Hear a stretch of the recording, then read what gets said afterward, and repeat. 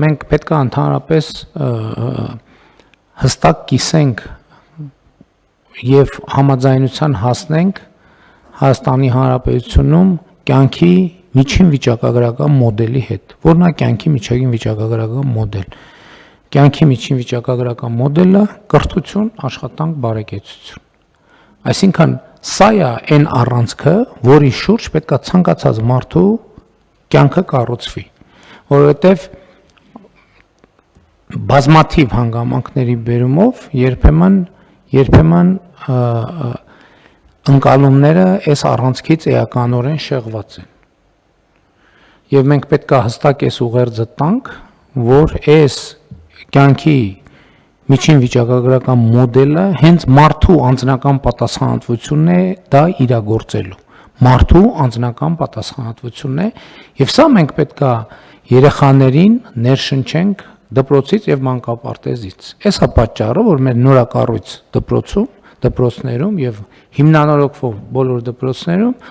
մենք անում ենք հետեւյալը, որպես երեխան երբ որ մտնի դպրոց, առաջին բանը որ նա տեսնի այն փիրուզագույն ցուցանակն է,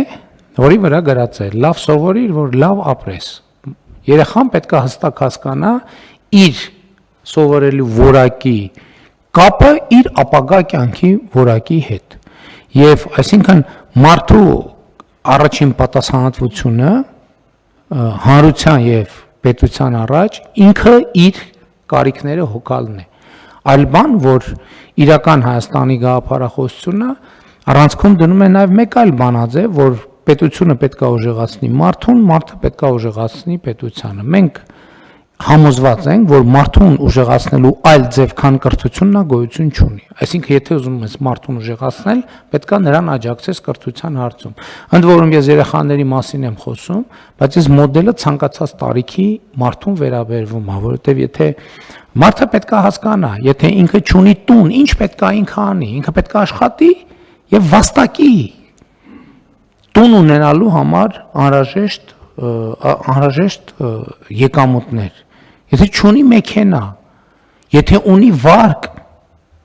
ինչ պետք է անի, պետք է աշխատի եւ վաստակի իր վարկային պարտավորությունները մարելու համար անհրաժեշտ եկամուտներ։ Որովհետև այս վարկային պատմություններն էլ իրանք սոցիալ հոգեբանական մակարդակում շատ կարևոր բան կա։